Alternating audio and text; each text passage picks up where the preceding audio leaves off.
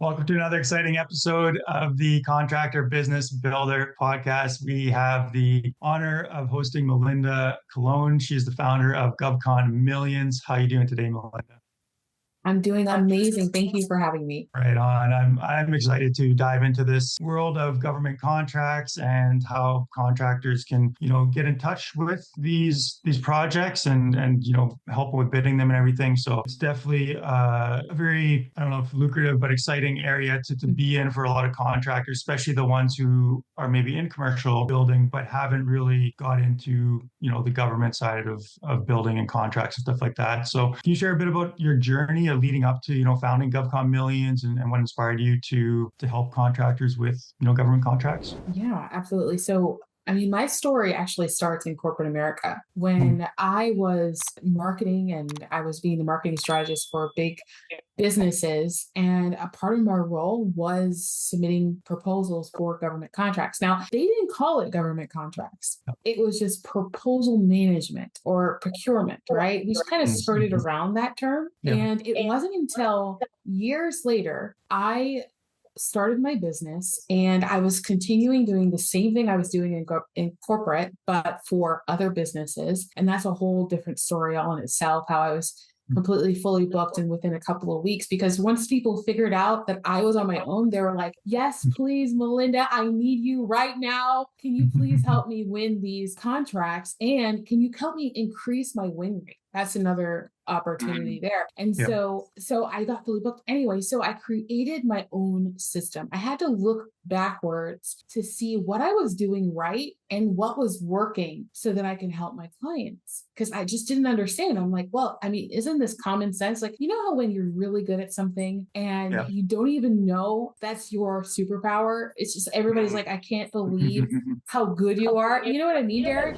Yeah, definitely. No, that's wonderful. And yeah, unique ability with your background and talents to help contractors through this. I think it is a very useful and wide niche, if you will, but not a lot of support and help from someone like yourself in the industry. I think a lot of contractors sort of either they came from some sort of background like that or just kind of mulling around in the dark, trying to figure things out. So can you give us kind of like the 10,000 foot view of how you help like navigate the government contracts and specifically, support contractors to get a grasp of what they need to do? Yes, from procurement to proposal is the easy, simple, straightforward way for me to explain that. It's procurement Yeah. and proposal. So it's really important that we start with strategy and really identifying what are the right opportunities for your business at the given time that you're looking to win government contracts. Because there are crazy big contracts. There are hundreds of millions of dollars. I've helped my clients win over $4.4 billion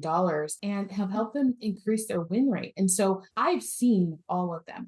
Nothing surprises me and shocks me. I've seen $1 billion contracts. I've seen $1,000 contracts and everything in between. And it really is important that there is clear alignment and honesty about what your capabilities are. So that's where we start. And then we have fun. We do a little shopping. We go on site online and we look at different opportunities from the state, local, and the federal level to see what are some things that we could potentially win. And we create an opportunity matrix. And from there, then we work together to strategically develop a plan to respond to those opportunities to win. And obviously from the percentage, 74%, that means like 8 out of 10 are winning, opposed to the industry average of 23% are winning. Yeah, that's fantastic. Two things I would love to dive into there. One being, the win rate, as you mentioned, how exactly do you improve win rate?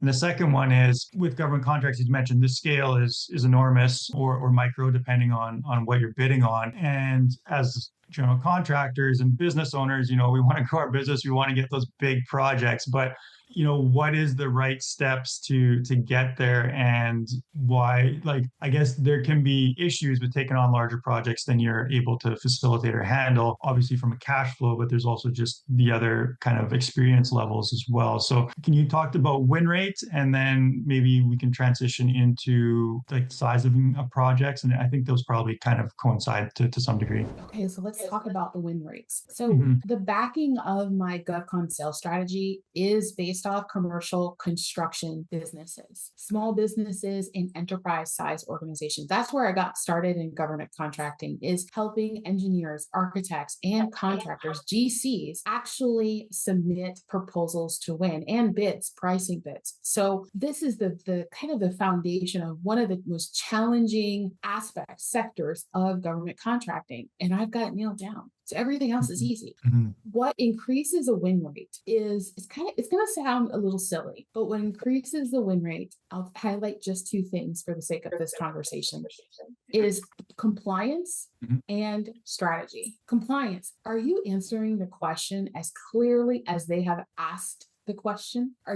If you're talking about all of the awards and how amazing you people are, it does not, unless they ask you the question, it's not important to include. And that's a lot of people think that it's the opposite. We need to make ourselves look really good compared to our competitors, but that's not what the question is asking. The questions are commonly asking, are you capable and are you available to deliver on the specific project that we are asking you to do? That's it. So everything else historically, unless they ask you, it's not something that you want to include. And then the second step is the strategy. So the tip there is the reason why questions are in the RFP that are different is because they're put there intentionally. So if you can understand specifically why there's a question there, what the question is stemming from, I'll give you an example. They'll ask you for your audited financials. You're like, I don't want to give you my audited financials. That's like invasive, right? Well, if you learn more about that specific agency, that client, you'll unpack a lot of reasons why they're asking for financial statements, right? You'll find more information about that, which you can start to tailor into your response to provide some empathy. Like, hey, we totally understand where you're coming from. We are going to give you our financials, and we're also going to address why you're asking us for this in the first place. We are stable. We're confident. We have a great track record. Our EMR rates are great. Just OSHA ratings, all of these things, these are important. They might not directly ask you that question, but it's something that is a part of the strategy, is really knowing the client and what are their pain points and challenges, how to say that eloquently in a response. Did I answer your question properly? I think I did a good job. Yeah, definitely. I can understand those would be two important points for win rate. Just a follow up to that, business is about relationships. Obviously, the more people know, like you, trust you, the likelier to do business with people. How important is that for government contracts to have some sort of relationship? Is it unbiased, or is it supposed to be unbiased, or is it important to kind of be bidding to the same sort of organizations or people, or develop some of those relationships to help improve win rate or responses from these different organizations? Yeah, that's one of the reasons why I incorporated 5 steps. And the first step is to prepare your business. Second step is to target. So typically we'll find out what agencies are buying what you're selling. That's really, really important, so that you don't lose your head. You don't spend money on business development for no reason. Beforehand, proactively, ahead of time, how you need to position, how you need to address the government, how to build relationships and who to build relationships with, so that it's an easy journey. It's kind of like when you ride a bike for the first time, right? Everybody remembers they're riding the bike the first time. It was totally scary. Our parents, our guardian, held the back of the seat and said, go, go, go, even though they took off the training wheels, but we were terrified because we weren't sure if we were able to balance. Now we don't even think of that anymore. It's just a memory. It's just something that we've grown out of. And that's something that's important about understanding who buys what you sell.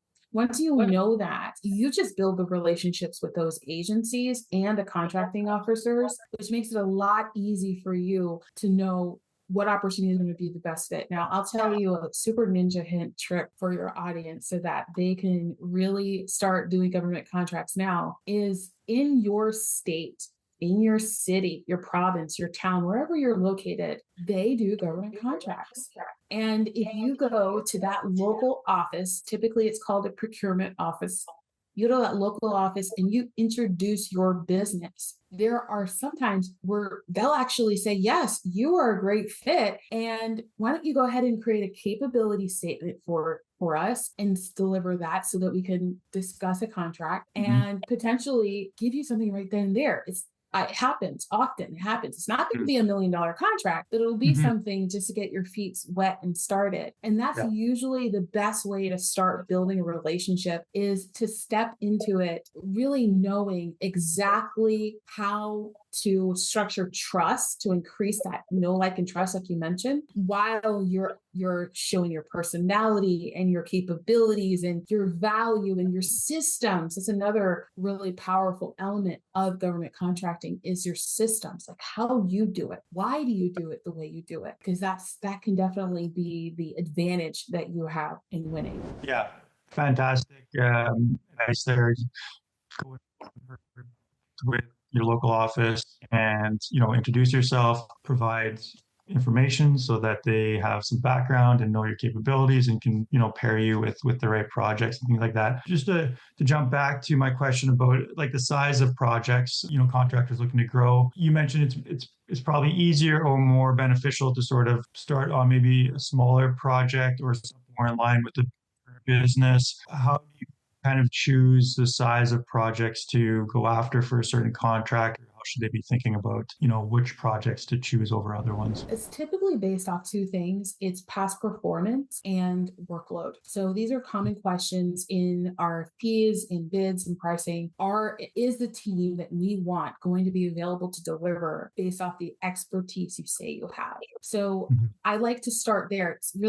It's one of the first steps of my 5-step system, so there's no surprises. We're first going to evaluate. That's the prepare step, is to evaluate your business. What is your past performance? Have you delivered on these services before? Have you provided these products before? If, let's say it's masonry or plumbing, there's plumbing materials, there are specific, like casework, there's specific materials that are included with the service. So do you have past performance experience delivering on that? What are the results of that? That's going to be really, really important to increasing your wins. And then we could find opportunities that are similar to the scope size. Scope is another way of saying, like, what do they want you to deliver on, right? So what is the scope size? We're going to look for comparability, similars, something similar in size, something similar in scope that your team can handle. Because again, your first impression is the most important impression. You want to make sure that you're stepping in there confidently and knowing that you can deliver. Then we can figure out, the system and focus on the system and everything like that. If we go too big or even too small, we're not able to showcase our value appropriately. Does that answer your question? Yeah, definitely. That makes sense. So let's say I'm a general contractor. I've done some like commercial offices, build outs, whatever. I want to get into government contracts. What sort of challenges can I expect to have kind of getting started? What common challenges do you see with contractors unfamiliar with the government contracts, starting and getting going with it? It's really interesting. Many of my clients actually are in both spaces. They're on private sector and public sector, and they're utilizing the same past performance, the same team, the same internal systems, operations, everything to deliver value to both types of clients. So to answer your question, there really isn't that much different. You really just have to register your business to do business with the government. So that is just doing your due diligence, finding out who is buying what you're selling. And if you're a GC doing fit ups and interior renovations and additions and things like that, they're everywhere. So you just get to pick what you want to do. And then you just take it from there and leverage what you've already done. You've already done that work. So you're just going to do it for a different type of client. Makes a lot of sense. What is the competition levels like? Like, I know there's, going to be a large variety and every job's probably different, but if there's like, is there any way to tell sort of how many people are bidding on a specific project, or know kind of how tight competition is going to be, so that obviously like your win rate is amazing. So the less estimating you can do to win jobs, is just the more beneficial. And I think every contractor would prefer to do less estimating and win more jobs, obviously. So is there any way to gauge that kind of going into it, or how do you approach that? I guess the basis of my question is, if I'm going to be bidding on a project, is there a way to know how many other bidders there's going to be, or how Yeah. kind of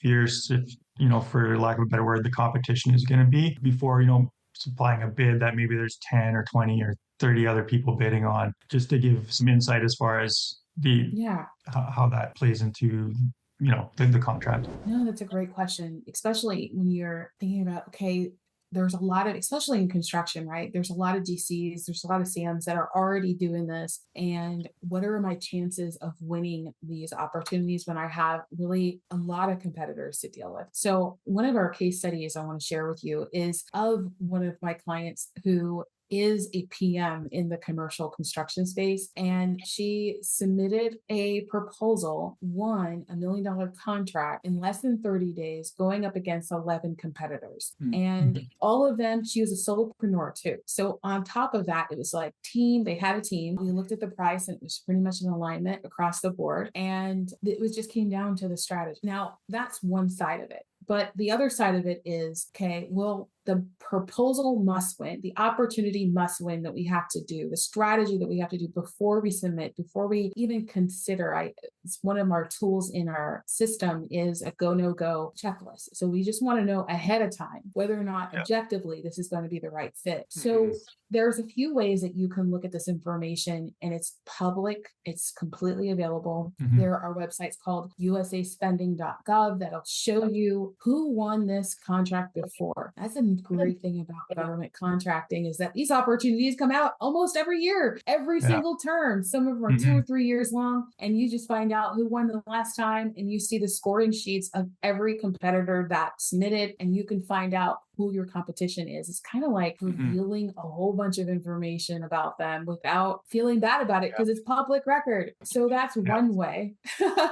And then the other way of doing that is, once you identify your competitors, is actually just registering to do a look or lookout. I use a tool called My GovWatch, and I like to see who are the competitors that are submitting on these opportunities. Who is interested in this opportunity? This is where partnership, this is where GovCon stacking really can be a benefit to your business, because then you have someone else looking out for your back, and you're looking out for their back, and you're building a relationship. So, for example, there might be a $25 million contract you're interested in bidding on. And again, you can look at the last time the RFP was advertised and see exactly what the scope of work is. And you know that you can fill 50% of that, but the other 50%, you're kind of wishy-washy. You're like, I need some more support. Well, that's the greatest thing, because now you have 6, 8 months, a year ahead to build your portfolio, but also to go find partners that can help you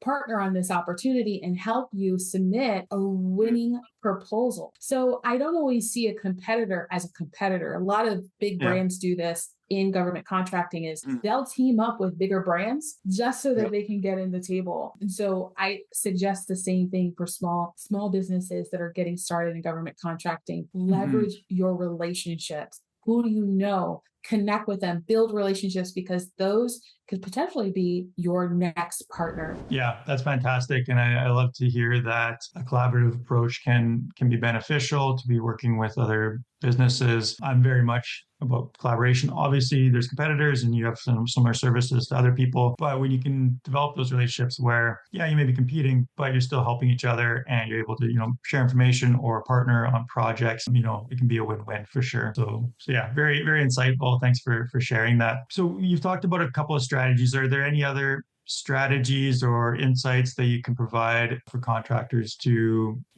anywhere in that stage from, proposal to procurement strategy for them getting a higher win rate and gaining these contracts? So I have a love for, you should know this about me, Derek, I have a love for builders and specific contractors, because I believe that they're the ones that are building our world, like quite literally. The roads, the bridges, the hospitals, the schools, the homes, the multifamily units, like everything. And one of the challenges that I see them face is that they're going in scared. They're going in scared. They're focused on, okay, well, we just need to hit our quota. And actually, the quota actually starts way ahead of even looking at opportunities. It starts at the business level. What is your goal? What is your goal for the fiscal year?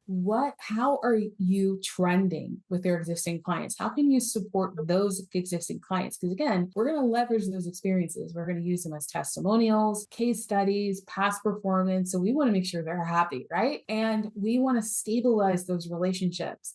But where do we want to go? Like, how far do we want to go? What's the plan? And we need to commit to it. This is the play here, because once you get clear on the plan, before you dive into looking at all of the opportunities that there are literally billions of dollars waiting for you to get, we need to first know, what are we willing to do in order to accomplish this goal? First. Second is, who has access to that opportunity so that we can build that relationship. Then 3 is, okay, now we have our foot in the door. Now we have built a relationship with those agencies. Now we can find opportunities that are best fit for us. This is the process. And the reason why I emphasize this for builders is, for CMs, for contractors, for GCs, is because a lot of them, they're like, well, that person, the team member hasn't yet been hired yet, or we're in the process of hiring them, and we're going to go ahead and bid this work. And here's this pressure that builds for no reason when we can just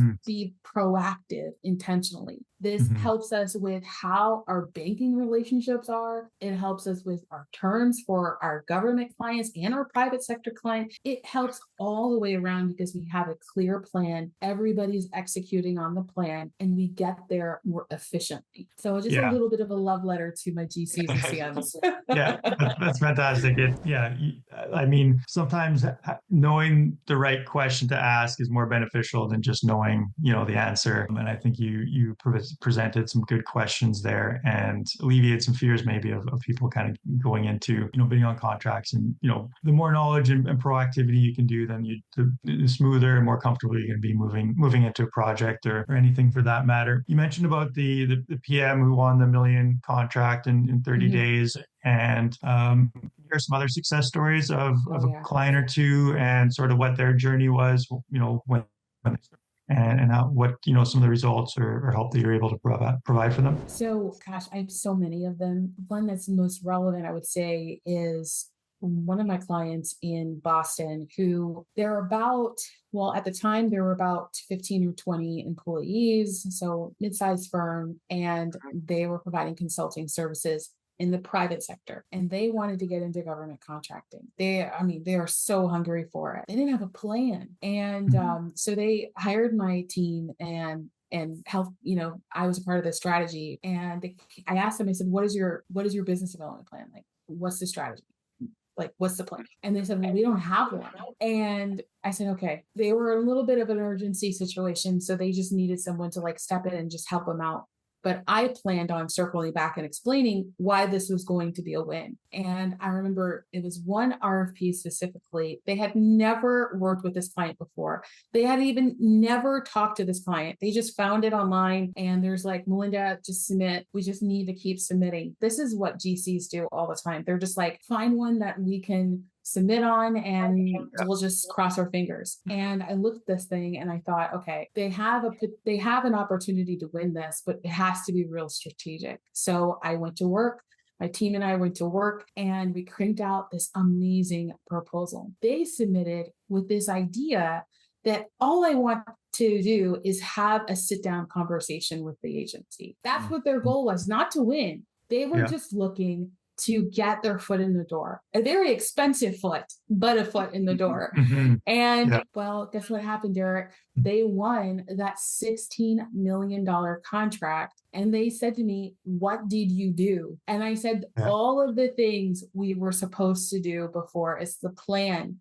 If we work the plan works. And we identified, I just highlighted all the things in that proposal, what we knew that they could do, but they weren't looking the way that they needed to win. Yeah. So that company in 18 months, less than 18 months, they were able to build a backlog of business Mhm. worth over $1 billion Wow.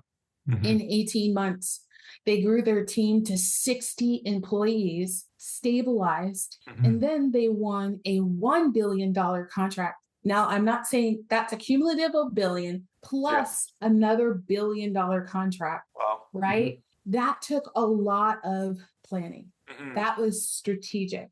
That was intentional. And that Yeah. was the result. Mhm. Wonderful. That's Lots of very, wins. very inspiring. And yeah, it goes to show that some experience, some knowledge, some help, like from someone like you, Melinda, can really, move the needle forward. And that's tremendous growth and success for this company, which is fantastic. And for you to be, part of that and a guiding force for them, it is just wonderful. So for people that want to learn more about your services and reach out to you for help with this, what's the best way for them to connect with you or your team? I would love to invite everyone listening to GovCon Millions Masterclass. This is where you can get your questions answered and get clear on how to get into government contracting and add a lucrative but consistent revenue stream into your business. So it's govconmillions.com. And in there, you get to connect with other contractors, potential partners, and Yeah. really be a part of a community of contractors that are winning government contracts. Wonderful. So yeah, we'll put a link to the GovCon Millions website in the description of this video or audio, depending on where you're, watching or listening to this. Go check it out. Get signed up. Stronger together. I say it all the time. Business is a team sport. If you're out there solo, you're gonna have a Yep. rough time. Increase your team, the people that your partners, your connections, your network, and good things will happen. So thanks so much, Melinda. Any final words of wisdom or last kind of points that you wanted to touch on or dive into? All I'll say is whatever you dream, it can become a real reality. Profound and wonderful. Thank you, Melinda, for coming on today. Really appreciate you. Thank you.